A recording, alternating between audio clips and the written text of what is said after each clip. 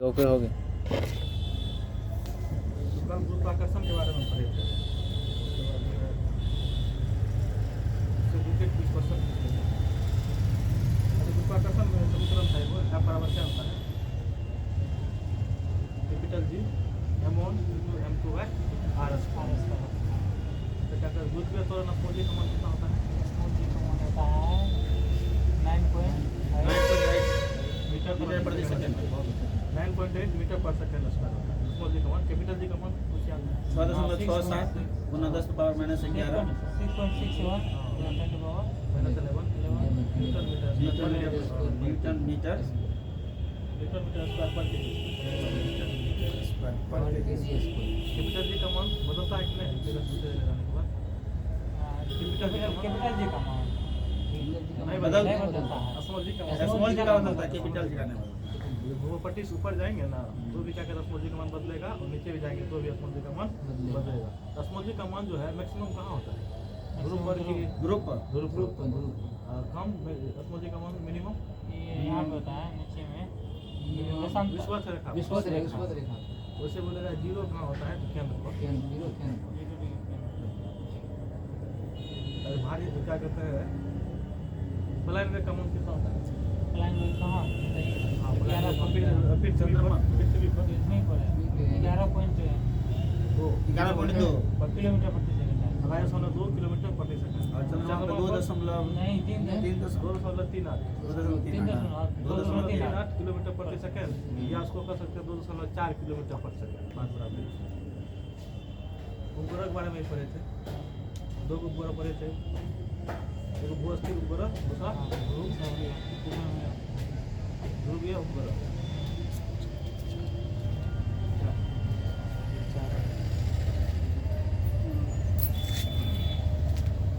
तो क्या भू-स्थिर उपग्रह का रोटेट कैसे होता है? भ्रमण कैसे होता है भू-स्थिर का? अच्छा पश्चिम से पूरा पश्चिम से पूरब होता है। और क्या कहते हैं पोलर सैटेलाइट का कैसे होता है? उत्तर से दक्षिण उत्तर से दक्षिण होता है। अच्छा भू-स्थिर का जो है टाइम पीरियड कितना होता है भू-स्थिर का? 24 घंटा। और ऊंचाई पर कितना उसका होता है? कितना किलोमीटर ऊंचाई पर होता है? 35,786 किलोमीटर। एक्यूरेट वाला मैं एक्यूरेट पूछेगा तो अच्छा चलिए आज आगे बढ़ेंगे केपलर के गणन संबंधी गति के नियम। केपलर के गणन संबंधी गति के नियम। प्रथम गति यानी प्रथम नियम अथवा कक्षाओं का नियम। केपलर का जो प्रथम नियम है उसको कक्षाओं का नियम भी कहते हैं, लॉ ऑफ ऑर्बिट कहते हैं। देखिए इसका विवरण क्या है। प्रत्येक ग्रह सूर्य के चारों ओर एक दीर्घाकार वृत्तीय कक्षा इलिप्टिकल ऑर्बिट में इस प्रकार परिक्रमण करता है कि सूर्य इस वृत्ताकार कक्षा के एक नाभिक पर केंद्रित होता है। इसमें क्या है सूर्य ग्रह क्या है सूर्य के चारों ओर कौन सा कक्षा में चक्कर लगाता है? पूछता है कौन सा कक्षा में? दीर्घ वृत्ताकार इलिप्टिकल ऑर्बिट में परिक्रमा करता है और दीर्घ वृत्ताकार कक्षा में एक नाभिक पर केंद्रित होता है। फोकस जो है उसके चारों ओर क्या होता है? दीर्घ वृत्ताकार पर क्या करता है? ग्रह सूर्य के चारों ओर चक्कर लगाता है। द्वितीय नियम या वेग क्षेत्रीय का नियम। द्वितीय नियम किसका? केपलर का। केपलर का द्वितीय नियम को कहते हैं वेग क्षेत्रीय का नियम, लॉ ऑफ रेडियल वेलोसिटी का। इसका क्या है विवरण देख लीजिए। प्रत्येक ग्रह सूर्य के चारों ओर इस प्रकार गति करता है कि ग्रह को सूर्य से मिलाने वाली रेखा समान समय अंतराल में समान क्षेत्रफल तय करती है। यानी इसका ये कहना है कि समान समय अंतराल में क्या है समान एरिया को क्या करती है तय करती है। तो सूर्य से दूर होने पर ग्रह का वेग हमें करता है जब सूर्य से दूर होगा तो ग्रह का वेग क्या होगा? घट जाएगा। और सूर्य के नजदीक रहेगा तो क्या होगा? नहीं बढ़ेगा ना। सूर्य से दूर होने पर ग्रह का वेग जो कम होगा क्योंकि दूर है समय अधिक लगेगा ना। तो क्या कहते हैं वेग उसका कम होगा। लेकिन ग्रह का वेग है क्या पास रहेगा तो ग्रह का वेग अधिक रहेगा, ज़्यादा रहेगा। नजदीक है तो समय कम लगेगा। तृतीय नियम या परिक्रमण काल का नियम। तृतीय नियम या परिक्रमण काल लॉ ऑफ पीरियड्स केपलर का है। तीसरा नियम किसी ग्रह द्वारा सूर्य का एक पूर्ण चक्कर लगाने में लगे समय आवर्तकाल किसी को ठीक करते हैं का वर्ग उसकी दीर्घ वृत्ताकार कक्षा के अर्ध दीर्घ कक्षा सेमी मेजर एक्सिस ए की तृतीय घात के समानुपाती होता है। टी स्क्वायर समानुपाती ए क्यू, कहीं पर टी स्क्वायर समानुपाती आर क्यू भी रहता है। समानुपाती नहीं समानुपाती है। कौन समानुपाती? प्रोपोर्शनल है। वन पर तो होता है क्या, उसका 1/जैसे कीजिएगा हाँ। उसका इन्वर्सिव प्रोपोर्शनल वो होता है, प्रोपोर्शनल हो गया, इसी कहते हैं अनुक्रम अनुपाती विकर्ण। वही बात, जो ग्रह सूर्य से अधिक दूरी पर है उसका परिक्रमण काल अधिक होता है, सूर्य से अधिक जो सूर्य के निकट होगा उसका परिक्रमण काल क्या होगा, कम होगा। कम होता है। जैसे बुध का परिक्रमण काल क्या 88 दिन का है, हाँ, सबसे और कम। हाँ उसके वरुण का क्या है 165 वर्ष है, क्योंकि दूर में है इसीलिए उसका समय अधिक है, जो है ना इसका काल अधिक लग गया। चंद्रमा पर वायुमंडल की अनुपस्थिति के कारण चंद्रमा पर जानवे करता है कि उसमें नहीं पाया जाता है, वहाँ का गैस का अणु का वेग अधिक है, किसके पलायन वेग से अधिक है, समझे, वहाँ पर एटमॉस्फेयर नहीं पाया जाता चंद्रमा पर, इसलिए पलायन वेग से अधिक है किसका, गैस के अणु का वेग। अब देखिए ग्रहों या उपग्रहों के मार्ग का कक्षा, ग्रहों यही या बोला नहीं उपग्रहों समझे। को ही हाँ, इसमें ये कहता है चंद्रमा पर एटमॉस्फेयर नहीं पाया जाता है, लेकिन यहाँ पर पाया जाता है पट्टी में। ठीक। यहाँ से हम जैसे फेंकते हैं 2 किलोमीटर प्रति सेकंड से, तो वापस नहीं आता है, ऊपर जाने पर तो जानते करते हैं वो क्या कहते कितना होता है 2.38 होता है, किसका पलायन वेग का बात होता है, इसके वेलोसिटी ठीक। मेन यही है, समझे। वहाँ पर जब वेग पलायन वेग से अधिक, देखिए यहाँ क्या लिखा हुआ है, वायुमंडल चंद्रमा पर वायुमंडल की अनुपस्थिति यानी एब्सेंस के कारण वहाँ गैस के अणुओं का वेग जो होता है ना पलायन वेग से अधिक होता है, पलायन वेग से अधिक होता है वहाँ किसका, गैस के जो अणु का वेग, गैस के अणु का वेग वहाँ अधिक होता है पलायन वेग पर, कहाँ पे, चंद्रमा पे। ग्रहों या उपग्रहों के मार्ग को कक्षा करते हैं, ग्रह या उपग्रह के मार्ग को क्या कहते हैं, ऑर्बिट यानी कक्षा करते हैं। पृथ्वी और सूर्य के मध्य की दूरी को दोगुना करने पर सूर्य द्वारा पृथ्वी पर पड़ने वाला गुरुत्वाकर्षण बल वर्तमान का चौथा भाग रह जाएगा। ये समझे, इसका अर्थ नहीं समझे होंगे। देखिए होता क्या है, अपना लोग फार्मूला पढ़े हैं ना, F बराबर capital G m1 × m2/r², F inversely proportional 1/r² करते हैं। इसमें क्या करता है, देखिए दूरी को दोगुना कर देने पर, यानी 1/r² को गुना 1/2 का स्क्वायर कीजिएगा तो 1/4 तो मेन यही है, इसीलिए बोल रहा है कि हम पढ़ने वाला गुरुत्वाकर्षण बल वर्तमान का क्या है, चौथा भाग रह जाएगा, बात वही है, समझ गए। गतिशील अंतरिक्ष यान से कोई वस्तु गतिशील अंतरिक्ष यान से कोई वस्तु बाहर फेंकने पर वह वस्तु अंतरिक्ष यान के साथ उसी गति से गतिमान होती है। पीसा की मीनार तिरछी होते हुए भी नहीं गिरती है, जो कल भी चर्चा हुआ था, क्यों नहीं गिरती है, क्योंकि पीसा की मीनार का आधार क्षेत्रफल बड़ा होता है, उसका आधार क्षेत्रफल क्या है, बड़ा है, अतः मीनार के गुरुत्व केंद्र से होकर जाने वाली भार की ऊर्ध्वाधर यानी वर्टिकल रेखा उसके आधार से गुजरती है, जिससे उसका संतुलन क्या रहता है, बना रहता है, समझे। ये कहाँ पे है, किसी मीनार? किसी भी मीनार कहाँ? गुजरात में क्या, नहीं जानते हैं, इसीलिए पूछे नहीं। गुजराती में शायद हमको तीसरी की मीनार, तीसरी की मीनार। देखिए ना, ये भी जानकारी जरूरी है, कहीं पढ़े हैं, हम भी क्रम में हमको ध्यान में नहीं है हमको। इसमें नहीं पढ़े हैं, देखिए मैं ये देखिए मोबाइल सर्च कीजिए ना क्यों।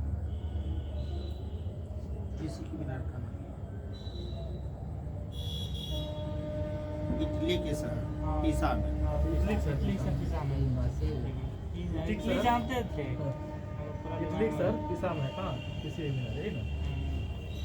चलिए, कुछ खिलौने की पेंदी में शीशा भरकर भारी बनाए दिए जाते हैं। हाँ। तीसरी जो की इसका जो है देख लीजिए, पीसा शहर में इटली पीसा। पीठ पर बोझ, हाँ वही हुआ, इटली कहाँ पिसा। पीठ पर बोझ लादने वाले मजदूर तथा पहाड़ों पर चढ़ते समय मनुष्य को आगे को झुकना पड़ता है, इसलिए झुकना पड़ता है ताकि संतुलन बना रहे, उसका गुरुत्व केंद्र है केंद्र बने आगे और बढ़े। समझे? आगे इसलिए तो पहाड़ पर चढ़ रहे हैं, पीछे अति करेंगे तो उलटिए जाएंगे, तो 4 पत्ती मार देंगे। देखिए लोहे से लदे ट्रक का संतुलन घास अथवा रुई से लदे ट्रक की अपेक्षा अधिक अच्छा होता है, क्योंकि वो जो है ना दूध के अंदर की ओर ज़्यादा लगाता है लोहा वाला, रुई सब तो हल्का होता है, समझे, इसलिए उतना जो संतुलन बना नहीं पाता है रुई और घास यार वाला। जो लोहा तो आ जाता है उसको जो है नीचे घुस के अंदर जो दोनों है साइड उसमें साथी कर देते हैं। संतुलन बनाए रखता है, वो अंदर की जो है ना गुरुत्वीय त्वरण के कारण जो है ना अंदर में उबल जाता है। अब आगे देख लीजिए, एक लोलक के मैदान से पहाड़ों पर ले जाने पर, एक लोलक जानते हैं ना, घड़ी जिसको कहता है उसी लोलक बोलता है। एक लोलक को मैदान से पहाड़ों पर ले जाने पर वह धीमा हो जाता है, पहाड़ पर जाने पर कैसा होता है, गाड़ी वहाँ धीमा हो जाएगा। धीमा हो जाता है। उसके घड़ी, लिए आज हाँ। उसके लिए कौन सा वहाँ पर बात कर रहे वो हैं, लगता है स्प्रिंग वाला, हाँ। समझे, देखिए नीचे में लिखा हुआ भी है, परंतु ये स्प्रिंग वाला घड़ी वहाँ पे धीमा हो हाँ, जाएगा। धीमा हो हाँ, जाएगा। कोई भी घड़ी ले जाइएगा धीमा हो जाएगा, उसके लिए देखिए जितना ऊपर जाइएगा उतना धीमा हो जाएगा। अच्छा तो एक ध्यान दीजिएगा, परंतु स्प्रिंग घड़ी पर कोई प्रभाव नहीं पड़ता है, स्प्रिंग घड़ी पर कोई प्रभाव नहीं स्प्रिंग घड़ी के साथ स्प्रिंग घड़ी होता होगा, ठीक है, मतलब क्या बोलते हैं होगा आपको ध्यान तो नहीं है, देख लीजिएगा। क्योंकि पहाड़ों पर गुथवे तो उनका मान घटता है, जानते हैं ऊपर जाने पर गुथवे तो उनका मान क्या स्प्रिंग घड़ी का मतलब क्या जो बुक करता है उसका मन है वो वही हो सकता है, नहीं तो वो घूमने वाला हो जाएगा। हमको पता नहीं, ध्यान स्प्रिंग हमको वाला घूमने ही वाला घूमना है। जो भी हो देखना यही पड़ेगा। है, घूमने ही वाला स्प्रिंग है। अच्छा जो जिस देखिए होता क्या है, क्योंकि पहाड़ पर गुथवे तो उनका मन घटता है, जिससे लोलक का आवर्तकाल बढ़ जाता है, टाइम पीरियड वहाँ पर बढ़ जाता है, इसलिए क्या होता है स्लो हो जाता है वहाँ पर। जबकि स्प्रिंग घड़ी पर गुथवे तो उनका मान का कोई प्रभाव नहीं पड़ता, स्मूदी का मान स्प्रिंग वाला घड़ी पर कोई प्रभाव नहीं पड़ता है, इसलिए वहाँ पर ले जाने पर जो है ना समय जो है जो ठीक ठाक बताता है। कौन? स्प्रिंग वाली घड़ी। स्प्रिंग में एक टेनिस बॉल को मैदान की तुलना में पहाड़ों पर उछालने से वह अधिक ऊंचाई तक पहुंचता है, क्योंकि मैदानों की तुलना में पहाड़ों पर गुथवे तो उनका मान कम होता है, इसलिए उछलता है ज़्यादा। भारीता का कारण तो समझिए गए थे, आगे देख लीजिए नीचे वाला पृथ्वी पर वायुमंडल है, परंतु चंद्रमा पर नहीं। इसका कारण यह है कि पृथ्वी का पलायन में कितना बोले थे 2.2 किलोमीटर प्रति सेकंड, जबकि चंद्रमा पर 302 नहीं 2.38 या 2.4। 2.38 हाँ वही 2.4 किलोमीटर प्रति सेकंड और 2.4 कर नहीं सकते हैं। हाँ कर नहीं सकते। 38 वाला हाँ 2.4 किलोमीटर, इसलिए तभी भी बोले थे 2.4 किलोमीटर प्रति सेकंड होता है। द्रव या पदार्थों के समान गुण, आज आगा देख लीजिए, द्रव या पदार्थों के समान गुण। द्रव यानी मेटर, द्रव वो पदार्थ है जो स्थान घेरती है, जिसमें द्रव्यमान तथा भार दोनों होता है, जो अपनी अवस्था में परिवर्तन का क्या करती है, विरोध करती है। उदाहरण हो गया गिलास, कुर्सी, दूध, वायु। द्रव की निम्नलिखित 3 प्रमुख अवस्थाएं हैं, ठोस, द्रव, गैस, जानते हैं। द्रव ठोस देख लीजिए, द्रव की वह भौतिक अवस्था, द्रव मतलब समझते हैं, द्रव तो अभी ऊपर पर है। एक होता है लिक्विड, ये है मेटर है, मेटर यानी द्रव, ये द्रव ऊपर, द्रव समझिए बॉय से द्रव ऊपर है। द्रव्य का 3 भाग है, ठोस, द्रव, लिक्विड, यानी ठोस, द्रव, गैस। द्रव्य का ही दूसरा तीनों भाग है। द्रव द्रव अलग होता है, सुनिए। जैसे पानी पानी हो गया ना, द्रव है ना। द्रव संयुक्त हुआ तो है द्रव, उसको कहते हैं लिक्विड। अच्छा एक है मेटर यानी द्रव संयुक्त बॉय संयुक्त द्रव, उसी को कहते हैं मेटर।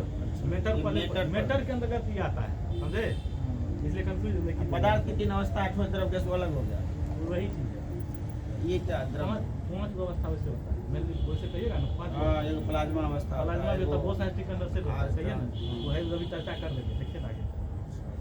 ठोस की वह भौतिक अवस्था है जिसका आकार और आयतन को ना क्या होता है, दोनों निश्चित होता है, ठोस कहलाती है। उदाहरण हो गया लकड़ी, लोहा, पत्थर आदि। अब है द्रव संयुक्त हुआ द्रव, लिक्विड। ठोस पढ़ लिए, लिक्विड में क्या है, द्रव वह भौतिक अवस्था है, द्रव की वह भौतिक अवस्था है, द्रव यानी मेटर की वह भौतिक अवस्था है जिसमें आयतन क्या होता है, आयतन निश्चित निश्चित, होता है। आकार अनिश्चित। नहीं आयतन इसमें निश्चित होता है, आयतन निश्चित, आकार अनिश्चित। शेप जो है ना अनिश्चित होता है। गैस में जानते हैं द्रव की वह भौतिक अवस्था जिसमें आकार और आयतन दोनों अनिश्चित। अनिश्चित होता है, उसको क्या करते हैं, गैस। गैस कहते हैं। इंडिफिनिट उसी पर कहते हैं, जैसे हो गया धुआं, जलवाष्प आदि। आप देख लीजिए इसमें 4 को तो पढ़िए लिए हैं। अब देखिए यहाँ पर हम ये क्वेश्चन पूछना चाहेंगे, प्लाज्मा पहले पढ़ देते हैं, बहुत सारे तब देखिए इससे क्वेश्चन कैसे बनता है। प्लाज्मा देख लीजिए, प्लाज्मा है गैसों की आयनीकृत अवस्था है। ये पदार्थ चौथी अवस्था है कि द्रव्य की चौथी अवस्था? बच्ची पदार्थ द्रव्य की चौथी अवस्था। पदार्थ या द्रव्य, पदार्थ किसको कहते हैं, यही चीज है ना, पदार्थ या द्रव्य एक ही चीज है ना। द्रव्य। द्रव्य बोल रहे हैं, मेटर, मेटर मतलब पदार्थ नहीं कहते हैं आप। देख लीजिए प्लाज्मा, प्लाज्मा स्टेट कैसी अवस्था, कौन अवस्था है, चौथी। चौथी। प्लाज्मा गैसों की आयनीकृत अवस्था है। क्यों आयनीकृत अवस्था है जानते हैं, क्यों है पता है सर आपको, है क्या कि हाई टेम्परेचर पर इसका निर्माण होता है, सबसे अधिक हाई टेम्परेचर पर इसी का निर्माण होता है, 15 डिग्री सेल्सियस पर निर्माण होता है प्लाज्मा। क्वेश्चन पूछता है इसमें, देखिए इसको बता के तब क्वेश्चन करते हैं।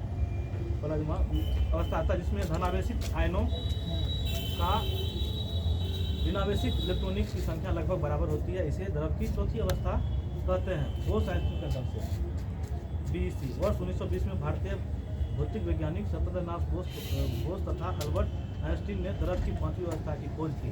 द्रव की 5वीं अवस्था की खोज किसने किया था, सत्येंद्रनाथ बोस सत्येंद्रनाथ तथा अल्बर्ट आइंस्टीन ने किया था। दोनों मिल। सत्येंद्रनाथ बोस कहाँ का था, भारतीय का था, समझे। कब 1920 में जो है क्या था खोज, भारतीय वैज्ञानिक था सत्येंद्रनाथ बोस तथा अल्बर्ट आइंस्टीन ने द्रव की 5वीं अवस्था की खोज की, जिसे उन्होंने बोस आइंस्टीन के BEC कहा है। देखिए इसमें क्वेश्चन ये पूछता है, क्वेश्चन ये है इसमें पूछ देगा आपको कि आप बताइए गतिज ऊर्जा सबसे अधिक किसमें होता है।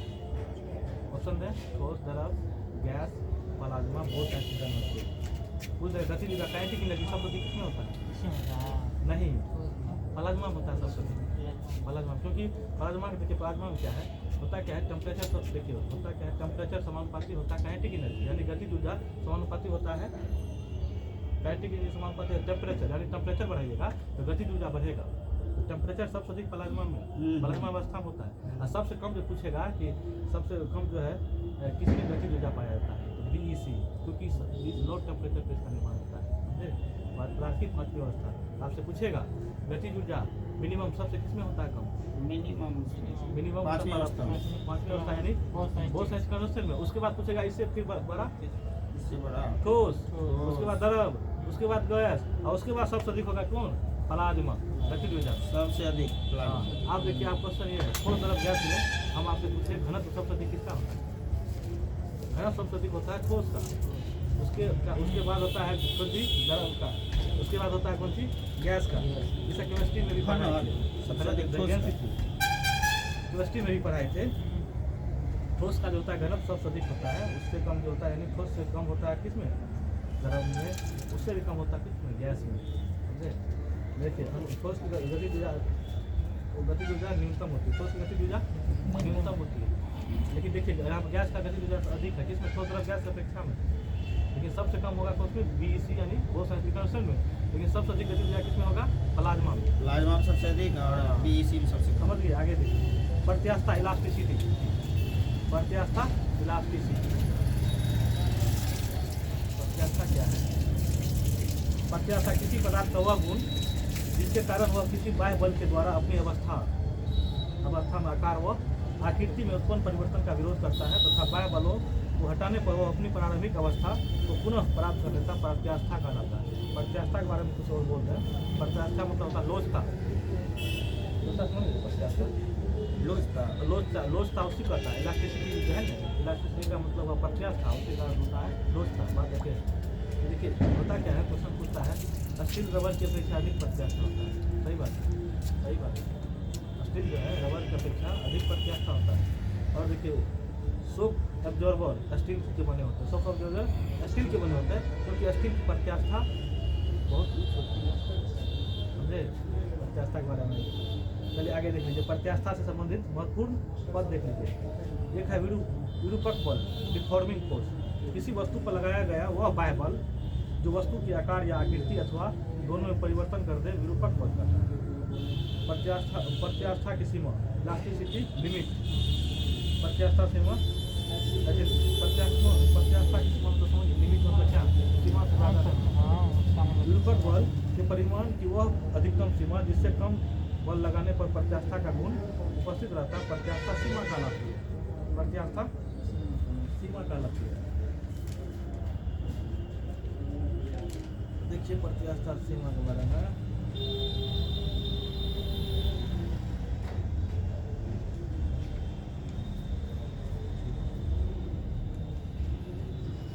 आइए कहाँ रहता है देख कर दिया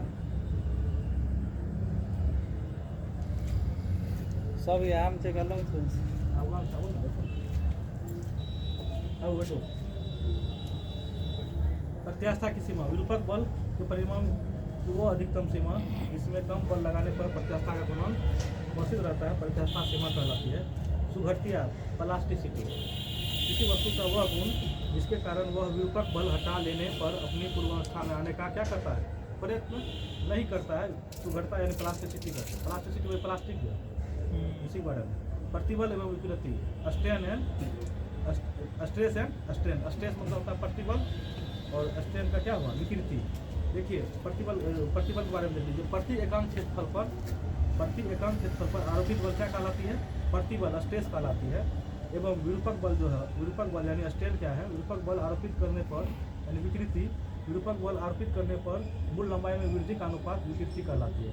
हुक का नियम इसमें और क्लियर हो जाएगा। इसमें आगे हुक का नियम देख लीजिए। हुक्स लॉ विकृतियों की सीमा में किसी वस्तु पर कार्यरत प्रतिबल उसमें उत्पन्न विकृति के अनुक्रमानुपाती होता है। अनुक्रमानुपाती वही समानुपाती प्रोपोर्शनल जिस होता है। प्रतिबल समानुपाती कौन सी?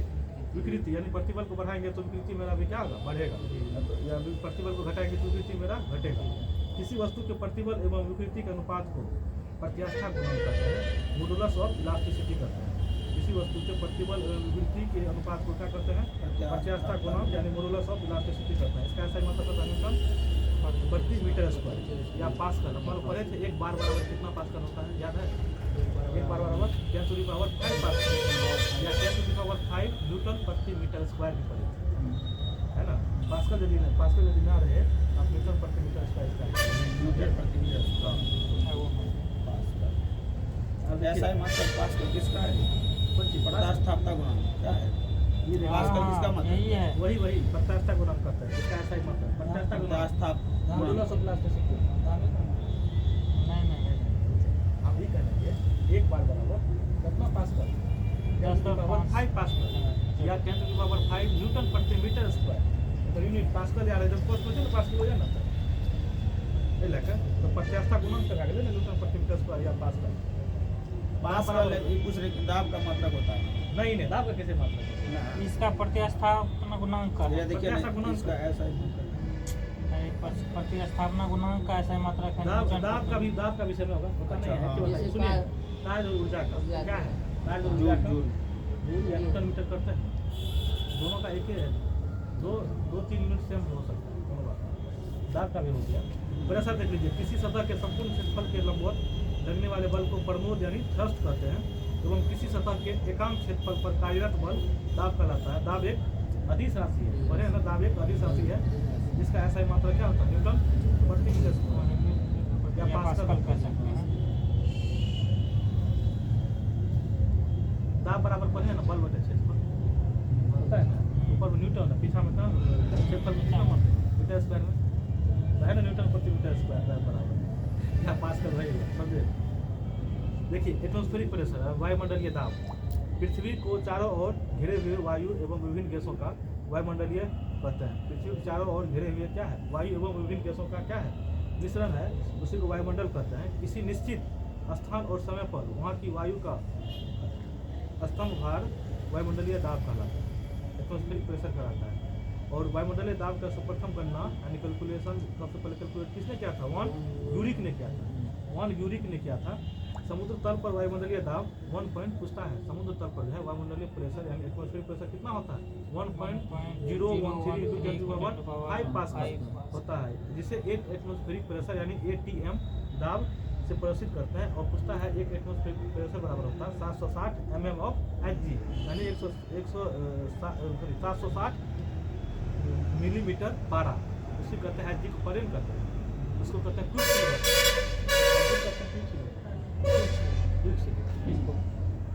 Hg कौन करता है क्या पारा को?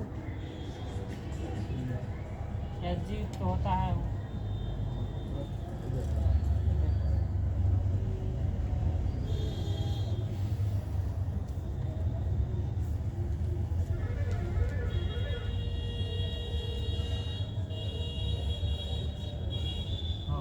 ठीक है बोला, मरकरी है ना? मरकरी या क्विकसिल्वर Hg है ना? मरकरी क्विकसिल्वर पारा क्विकसिल्वर। हाँ देख लीजिए, एक एटमॉस्फेरिक प्रेशर वाला कितना होता है पारा? 760 मिलीमीटर। 760 मिलीमीटर पारा या 760 mm ऑफ Hg लिखा हुआ अपन NCERT पढ़ेगा था उसमें, समझे? इसमें ई नहीं लिखा हुआ था। 1 पॉइंट जैसे समुद्र तल पर वायुमंडलीय दाब होगा 1.013 × 10⁵ पास्कल होता है। देखिए नीचे देख लीजिए, अन्य वायुमंडलीय दाब की इकाई 1 सेंटीमीटर पारा दाब होता है 1.33 × 10⁻³ पास्कल। 1 पास्कल बराबर बोले थे 1 पास्कल बराबर 1 न्यूटन प्रति मीटर स्क्वायर। 1 हटा देंगे तो वही हुआ ना, पास्कल बराबर न्यूटन प्रति मीटर स्क्वायर। 1 लगा दिए इधर, 1 उधर लगाइए, एक बार बराबर देखिए लिखा हुआ है एक बार बराबर 10⁵ न्यूटन प्रति मीटर स्क्वायर। हाँ क्या कहते हैं? न्यूटन प्रति मीटर स्क्वायर या पास्कल भी कर सकते हैं, 10⁵ पास्कल भी कर सकते हैं, समझे? एक बार बराबर 10⁵ न्यूटन प्रति मीटर स्क्वायर या 10⁵ पास्कल भी होता है। 1 मिली बार बराबर होता है 10⁻² पास्कल। मिली बार जानते करते हैं, मिली होता है 10⁻³ होता है, तो कट कुछ कीजिएगा तो आपको 10⁻³ कितना आएगा? 2 पास्कल आएगा। 1 मिली बार बराबर 1 टॉर बराबर होता है, 1 टार बराबर होता है 1 मिली पारा दाब यानी 133.8 पास्कल या 760 टॉर होता है। अब देखिए एटमॉस्फेरिक प्रेशर यानी वायुमंडलीय दाब का मापन भारत बैरोमीटर के द्वारा किया जाता है। हम लोग जानते हैं वायुमंडलीय दाब होते हैं, बैरोमीटर बैरोमीटर। होते हैं। पारद बैरोमीटर के द्वारा क्या आता है, इसके द्वारा मौसमी पूर्वानुमान की गणना की जाती है। कुछ जगह आपको मौसमी पूर्वानुमान की गणना किससे की जाती है, बैरोमीटर। बैरोमीटर से। अब देखिए बैरोमीटर के पाठ्यांक का धीरे धीरे ऊपर चढ़ना साफ मौसम का संकेत देता है, जबकि पाठ्यांक का धीरे धीरे नीचे गिरना वर्षा को संभावना तथा अचानक नीचे गिरने आंधी तूफान की संभावना। देखिए होता क्या है, जब एटमॉस्फेरिक जो है जहाँ पर वायुमंडल कम होगा, तो आप जानते हैं ना कि वायु पवन का वेग यानी वायु का प्रवाह कहाँ होता है, उच्च दाब से निम्न दाब की होते हैं। जैसे निम्न दाब पड़ेगा तो ऊपर से जो है एवे करेगा तो आंधी तूफान आएगा ही, यही लिखा हुआ नीचे में। धीरे धीरे नीचे गिरना वर्षा की संभावना है, और अचानक नीचे गिरने पर क्या होता है, आंधी की संभावना का को प्रदर्शित करता है। द्रवों में दाब, प्रेशर इन लिक्विड, ऊपर वहाँ पर यदि क्या दाब कम हो जाएगा तो वहाँ पर अति हो जाएगा तो ऊपर उठेगा। ध्यान लीजिए जहाँ पर टेम्परेचर अधिक रहेगा वहाँ पर दाब क्या होगा, कम रहेगा। होता है जहाँ पर टेम्परेचर अधिक वहाँ पर दाब कम रहेगा। वायुमंडल धीरे धीरे अगर ऊपर जाए लगते मौसम साफ नहीं लगा देता वएह क्षेत्र ऊपर में बादल जे छै बादल भाषा लागे छै तो मौसम साफ लगा दै छै। ऊपर में दाब कम भए जेतै, मतलब यदि दाब ज्यादा रहते तो स्वाभाविक भी छै रात में ऐसे सीधा डाल के जहाँ पर टेम्परेचर अधिक रहता है वहाँ पर दाब कम पाया जाता है। इन भर से प्रोपोर्शनल होता है, समझ लो। जैसे टेम्परेचर कम वहाँ पर आएगा अधिक। चलिए देख आगे देख लीजिए, द्रवों में दाब, प्रेशर इन लिक्विड, गहराई बढ़ने पर द्रव का दाब बढ़ता है तथा द्रव का घनत्व गुरुत्वीय त्वरण पर निर्भर करता है। गुरुत्वीय त्वरण वही स्मॉल जी निर्भर करता है। द्रव के अंदर किसी बिंदु पर द्रव के कारण पड़ने वाला दाब द्रव की सतह से उस बिंदु की गहराई h और द्रव के घनत्व d तथा गुरुत्वीय त्वरण स्मॉल g के गुणनफल के बराबर होता है। आगे देख लीजिएगा ये सब यहाँ पर गैस दाब देख लीजिए। गैस प्रेशर, जब द्रव की खुली सतह से नीचे का दाब वायुमंडलीय दाब से अधिक होता है तब दाब की अतिरिक्त राशि प्रक्रिया को गैस दाब कहते हैं। द्रव दाब का नियम देख लीजिए। द्रव दाब का नियम इसमें हो जाएगा, बता देंगे। द्रव दाब का नियम क्या है, लॉ ऑफ लिक्विड प्रेशर। द्रव के अंदर क्षैतिज तल में, क्षैतिज समझते हैं हॉरिजॉन्टल, क्षैतिज तल में स्थित सभी बिंदुओं पर द्रव दाब समान होता है। द्रव के अंदर किसी बिंदु पर द्रव का दाब सभी दिशाओं में समान होता है। द्रव द्वारा लगाया गया दाब सदैव द्रव के संपर्क वाली सतहों के लंबवत होती है। द्रव के अंदर किसी बिंदु पर द्रव दाब द्रव की सतह के आकार व क्षेत्रफल पर निर्भर नहीं करता है। किसी बिंदु पर द्रव का दाब द्रव के घनत्व के अनुपाती होता है। अनुक्रमोपात वही समानुपाती होता है। पास्कल का नियम यहाँ तक आएगा, खाली पास्कल का नियम क्योंकि इसी से रिलेटेड है। ये जो है ना द्रव का दाब का नियम है, द्रव्य का दाब वजन पास्कल का नियम। हाँ, पास्कल का नियम द्वितीय प्रभाव की अनुपस्थिति में, द्वितीय प्रभाव यानी स्मॉल जी की अनुपस्थिति में द्रव के भीतर प्रत्येक बिंदु पर समान दाब कार्य करता है, परंतु द्वितीय प्रभाव की उपस्थिति में समान गहराई पर स्थित सभी बिंदुओं पर द्रव का दाब क्या होता है, एक समान होता है। जब किसी बर्तन में बंद द्रव के किसी भाग पर बाह्य दाब आरोपित किया जाता है तो यह बिंदु हरास के सभी दिशाओं में समान रूप से संचालित हो जाता है। क्वेश्चन पूछता है पास्कल का नियम का जो है सिद्धांत कौन कौन है, जैसे हाइड्रोलिक लिफ्ट हो गया, हाइड्रोलिक ब्रेक हो गया और हाइड्रोलिक प्रेस हो गया। हमको लगता है वो जो गैस हमारा गाड़ी में जो देखते हैं गियर में रहता है वही रहता है ना, हाइड्रोलिक में डालते हैं सकर में, सकर में तो हाइड्रोलिक लिफ्ट में और हाइड्रोलिक ब्रेक और हाइड्रोलिक प्रेस में। इसका किसका उदाहरण है, पास्कल के सिद्धांत प्रकार की मतलब ये दिया हुआ है। हाँ वो है, उसको पढ़ लीजिएगा ना, हम बता देते हैं, इसमें बताएंगे। चलिए आइए एक बार PDF देख लेते हैं। PDF भेजा हुआ नहीं लोड होगा, लोड होगा, लोड बनेगा, खाली लोड होगा, फाइल कैसे फाइल कर लेता हूँ। सुनिए ना, लोड हो जाएगा। पढ़ लेते हैं। जब गरह की गति संबंधी कपलर के नियम 3 पढ़ेगा अभी। First law, second law, third law. First law को कक्षा का नियम को लेते हैं, लॉ ऑफ ऑर्बिट बोले थे। कपलर का क्या कहते हैं, प्रथम नियम को कक्षा का नियम भी कहते थे, और दूसरा नियम को क्षेत्रफल या क्षेत्रीय चाल का नियम बोले थे। लॉ ऑफ एरिया और या एरियल स्पीड भी बोले सेकंड लॉ को। थर्ड लॉ देखिए बताते हैं, स्पीड कहीं पर स्पीड कहीं वेलोसिटी हो जाता है, आपने होगा वेलोसिटी हो जाती है ना, लॉ ऑफ एरियल वेलोसिटी। देखिए थर्ड लॉ को कहते हैं आवर्तकाल का नियम, चाहे law of time period. Coupler के नियम को कौन सा काल कहते हैं, आवर्तकाल का नियम कहते हैं। किसका, केपलर का तीसरा नियम। आज जो फर्स्ट लॉ पढ़े हैं कक्षा का नियम, फर्स्ट लॉ का लॉ ऑफ ऑर्बिट। ये क्या है, सभी ग्रह सूर्य के चारों ओर दीर्घवृत्ताकार कक्षा में, जैसे मान लीजिए यहाँ सूर्य है, इसके चारों तरफ क्या है, कहीं फोकस एक तो है, यहाँ पर चारों ओर चक्कर लगाता है, एक दीर्घवृत्ताकार। सभी ग्रह सूर्य के चारों तरफ दीर्घवृत्ताकार कक्षा में चक्कर लगाते हैं और सूर्य इस दीर्घवृत्ताकार के किसी एक फोकस पर होता है ना, यहीं से चक्कर लगाता है चारों से। अब सेकेंड लॉ देख लीजिए, उसी कहते हैं लॉ ऑफ एरिया या लॉ ऑफ एरियल स्पीड। इसमें क्या है, ग्रह को सूर्य से मिलाने वाली रेखा, ग्रह को सूर्य से मिलाने वाली रेखा, जैसे ये सब ग्रह हो गया, इसे मिलाने वाली रेखा समान समय में समान क्षेत्रफल तय करती है। बोले थे ना, समय अंतराल पर जो है ना समान क्षेत्रफल तय करती है, अर्थात ग्रह की क्षेत्रीय चाल नियत रहती है। दूसरा नियम वही ना है, समान समय में समान क्षेत्रफल तय करती है। कपलर का क्यों दूसरा नियम पड़ा है, समझ गए। तीसरा देखिए, अब इसमें दूसरा में ये है, कपलर का दूसरा नियम को क्या करता है, देखिए ग्रह जब सूर्य के नज़दीक होते हैं, अभी पर वे क्या है तो तेज चलते हैं, और जब दूर होते हैं तो क्या होता है, धीरे हो जाता है।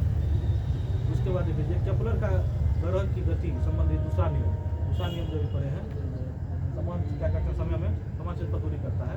केपलर का ग्रहों की गति संबंधित दूसरा नियम जो है कोणीय संवेग संरक्षण के सिद्धांत का उदाहरण है। क्वेश्चन पूछ देगा, दूसरा नियम जो है किसका, केपलर का, वो किस सिद्धांत पर कार्य करता है, कोणीय संवेग संरक्षण सिद्धांत, उसे कहते हैं law of conservation of angular momentum. समझे।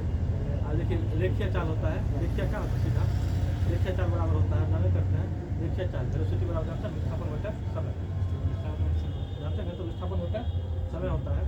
तो सदिश विस्थापन वेग कौन कैसा राशि, सदिश राशि, और क्या कहते हैं विस्थापन में कैसा राशि, सदिश राशि। आप देखिए क्या कहते हैं कोणीय चाल है, सदिश राशि, हाँ बाहर सदिश राशि, सदिश राशि। देखिए घनत्व बराबर द्रव्यमान होता है, अभी बोले थे घनत्व बराबर द्रव्यमान होता है, घनत्व द्रव्यमान और आयतन तो तीनों हो गया अदिश राशि। और चाल बराबर दूरी बटे समय, चाल दूरी समय भी कुछ हो गया अदिश राशि। छः वही हो गया अदिश राशि, नहीं और भी है, लेकिन मतलब याद करने का है, वो याद करना नहीं समझे। अब तुरंत चाल बराबर दूरी बटे समय, ये भी अदिश राशि तीनों हो गया, चाल दूरी समय तीनों अदिश राशि। उसके बाद घनत्व बराबर द्रव्यमान बटे घनत्व द्रव्यमान आयतन तीनों हो गया अदिश राशि। 6 हो गया। और आप देख लीजिए और देख लीजिएगा, समझे। इसीलिए थोड़ा जो मान लीजिए है जो याद हो सकता है उसको कोशिश करेंगे याद करना। चाल तो हो गया अदिश राशि, वेग चाल वेग सदिश राशि, वेग विस्थापन सदिश राशि, ध्यान रखिएगा। वेग और विस्थापन कैसा है, सदिश राशि, द्रव्यमान अदिश। भार क्यों सदिश पता है, भार इसीलिए है, हम लोग पढ़े हैं W बराबर mg पढ़े हैं, भार और बल अदिश राशि, W बराबर क्या पढ़े हैं mg, तो क्या कहते हैं मास को किलोग्राम में बोलते हैं, g को मीटर पर सेकंड स्क्वायर, वही हुआ ना, न्यूटन हुआ ना, समझे। इसीलिए कोणीय वेग, कोणीय चाल, चाल बराबर दूरी बटे समय, थीटा बाय t, एंगुलर वेग ओमेगा बराबर theta 2 minus theta 1 by omega बराबर डेल्टा थीटा बाय डेल्टा 2। अभी आगे देखिए समय का अपना पढ़े द्रव्यमान बोला, देखिए समय बराबर पूछता है द्रव्यमान और वेग का गुणनफल क्या करता है, देखिए समय करो P बराबर mv, क्या करता है मास तो होता है कौन सा से द्रव्यमान सदिश है। लेकिन देखिए यहाँ पर देखिए द्रव्यमान गुणा वेग बोले तो वेग सदिश है, सिर्फ वेक्टर का चिन्ह है सदिश। देखिए संवेग भी कौन कैसा राशि, सदिश राशि। देखिए संवेग लिखा हुआ है, नीचे देखिए भी रहेगा ना, कोई दिक्कत नहीं, कैसा राशि, सदिश राशि। कोणीय संवेग को इसको क्या कहते हैं, टॉर्क कहते हैं इसको। आई बराबर आई ओमेगा, क्वेश्चन पूछता है, आई होता है मोमेंट ऑफ इनर्शिया, जड़ का आघूर्ण होता है, moment of inertia of a particle, I बराबर mr स्क्वायर भी होता है। ये जो है ना टॉर्क बराबर आई ओमेगा, क्या कहते हैं टॉर्क बराबर होता है आई, टॉर्क नहीं इसको जो है ना आई क्या है? आई है मोमेंट ऑफ इनर्शिया, जड़ का आघूर्ण आई। हाँ देखिए यहाँ पर देखिए इसको समझने की कोशिश कीजिए। यहाँ पर जैसे मान लीजिए आप लोग पढ़े हैं थर्ड लॉ को पढ़े थे अभी, टी स्क्वायर बराबर टी स्क्वायर समानुपाती एक क्यूब पढ़े थे वहाँ पर, समझे। यहाँ पर है आर क्यूब, बात क्या है पता क्या है, ये जैसे सूर्य बीच में है, सूर्य और पृथ्वी के बीच में जो है उसका दूरी को क्या कहते हैं, रेडियस त्रिज्या कहते हैं वो मिलाने का। और क्या कहते हैं सूर्य से ग्रह को उसका भी त्रिज्या। लेकिन पूछता है जैसे मान लीजिए सूर्य और पृथ्वी के बीच में जो है ना, जैसे देखिए R1 हो गया पृथ्वी की त्रिज्या और R2 हो गया कौन ग्रह की त्रिज्या। तो होता क्या है, जो देगा आपको क्या एक समय है T1 बटे T1 स्क्वायर बटे T2 स्क्वायर बराबर R1 क्यू बटे R2 क्यू। इसमें क्या है, जैसे मान लीजिए एक समय दे दिया हम एक वर्ष समझे, और R1 जो है जैसे मान लीजिए सूर्य और पृथ्वी के बीच में दे दिया समय, R का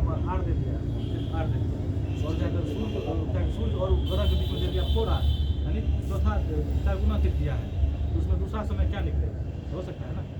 इसको देखिए 1 का स्क्वायर कीजिएगा, फिर आर क्यू कट जाता है, 4 का घन 64, यहाँ पर T2 होता है 8 7, या टी स्क्वायर बराबर होता है कि टी स्क्वायर आर क्यू 64 होता है, 64 होता है तो टी स्क्वायर का मान कितना, 8 8 होगा, 8 होगा, 4 गुना 8, वैसे 4 गुना 4 गुना 4 टी स्क्वायर 64 टी बराबर 8 टी बराबर 8 हो जाएगा। 64 का घन 8 ही होता है। 64 का घन 4 का घन 64 होता है। 4 घन 64 64 का घन मूल है 4 होगा। 4 का घन हाँ 4 घन 8 देखिए बताते हैं, आर क्यू है ना, 40 देखिए 4 गुना 4 कीजिएगा तो स्क्वायर निकालते हैं, तो 4 गुना 4 का कितना होगा 4, और 4 का कितना 2, तो 4 दूना 8, टाइम कितना होगा 8 होगा।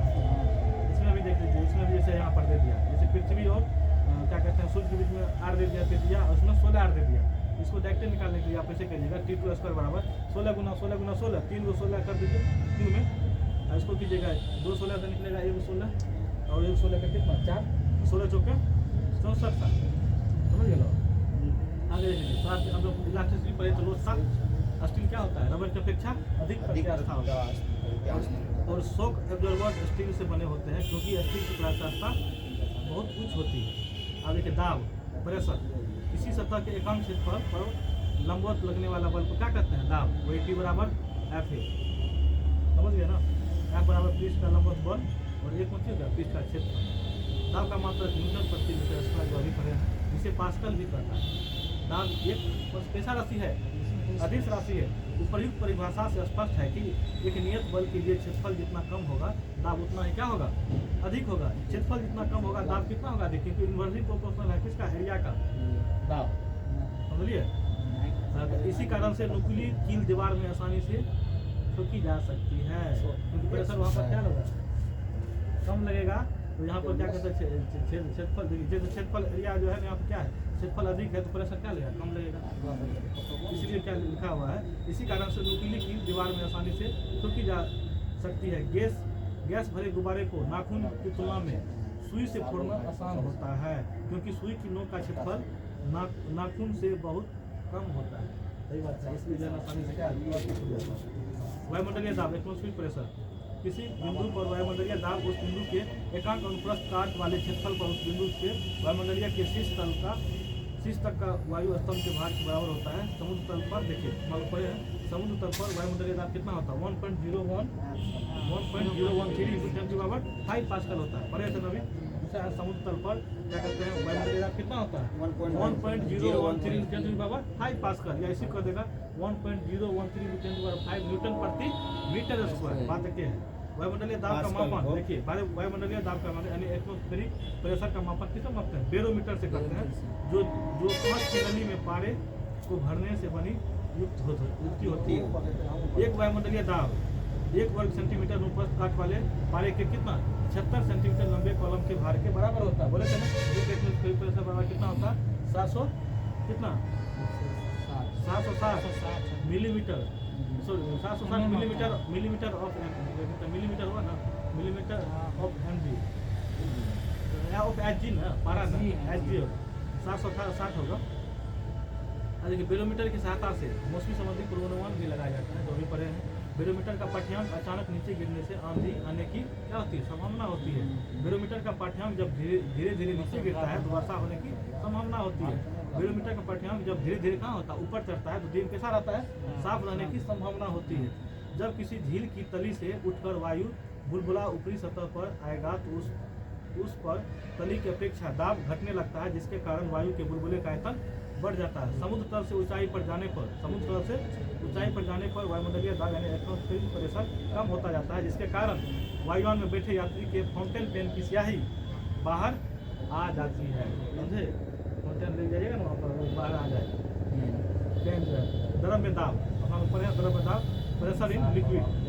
द्रवों के अणुओं द्वारा बर्तन की दीवार अथवा तली के प्रति एकांक क्षेत्रफल पर लगने वाले बल को क्या कहते हैं, द्रव का दाब कहते हैं। द्रव के अंदर किसी बिंदु पर द्रव के कारण दाब जो है द्रव की सतह से उस बिंदु की गहराई h और क्या कहते हैं द्रव के घनत्व d पढ़े थे तथा गुरुत्वीय त्वरण g के गुणनफल के बराबर होता है। दाब बराबर होता है h गुना d गुना g, जो वहाँ पर नहीं लिखा हुआ, समझे। तो दाब बराबर क्या होता है h गुना d गुना g। h क्या हो गया था, द्रव की सतह से उस बिंदु की गहराई, और क्या कहते हैं डी जानवे करते डेंसिटी घनत्व और क्या कहते हैं जी जानवे करते गुरुत्वीय त्वरण अथवा जी। तो दाब बराबर हो गया एच गुना डी गुना जी। एच हो गया कौन सी ऊंचाई वही ना हो गया द्रव की सतह से गहराई गहराई और डी हो गया कौन सी डेंसिटी घनत्व और जी स्मॉल जी कौन सी हो गया गुरुत्वीय त्वरण। द्रवों में दाब के नियम द्रवों में दाब के नियम अस्थिर द्रव में समान क्षेत्रीय तल यानी समान गहराई के सभी बिंदुओं पर द्रव का दाब समान होता है। यही कारण है कि विभिन्न आकृतियों के पात्रों को पेंदी में एक क्षैतिज पाइप से जोड़ने पर सभी पात्रों में पानी का तल समान हो जाता है। इसे द्रव स्थैतिक विरोधोक्ति यानी हाइड्रोस्टैटिक पैराडॉक्स कहते हैं। अस्थिर द्रव में अस्थिर किसी बिंदु पर दाब प्रत्येक दिशा में बराबर होता है। द्रव के भीतर किसी बिंदु पर दाब स्वतंत्र तल से बिंदु की गहराई के अनुपाती होता है समानुपाती होता है। किसी बिंदु पर द्रव का दाब द्रव के घनत्व पर निर्भर करता है। घनत्व अधिक होने पर दाब क्या है दाब भी क्या होता है अधिक होता है। देख लीजिए एक दाब मापी को एक बेलजार में रखकर उस बेलजार से यदि वायु को धीरे धीरे निकालेंगे अथवा वायु का दाब कम करेंगे तो पानी का स्तर क्या होगा घटने लगता है। द्रव दाब पास्कल का नियम संबंधी कौन सी पास्कल का नियम बोले थे ना पास्कल का नियम जो किसका द्रव्य दाब संबंधी का पास्कल का नियम अपन पढ़े। प्रथम कथन के ये है यदि गुरुत्वीय प्रभाव को नगण्य मान लिया जाए यदि स्मॉल जी को क्या मान लिया नगण्य मान लिया जाए तो संतुलन की अवस्था में द्रव के भीतर प्रत्येक बिंदु पर दबाव कैसा रहेगा समान होता है। दूसरा कथन है पास्कल का नियम का किसी पात्र में पात्र समझते हैं बर्तन किसी पात्र में बंद द्रव के किसी भाग पर जब बाह्य बल दाब आरोपित होता है तो यह बिना ह्रास के सभी दिशाओं में समान रूप से संचालित हो जाता है। पास्कल के नियम के आधार पर विभिन्न यंत्र काम करते हैं जैसे हो गया हाइड्रोलिक ब्रेक हाइड्रोलिक लिफ्ट और हाइड्रोलिक प्रेशर। किस नियम पर काम करता है पास्कल के नियम पर काम करता है।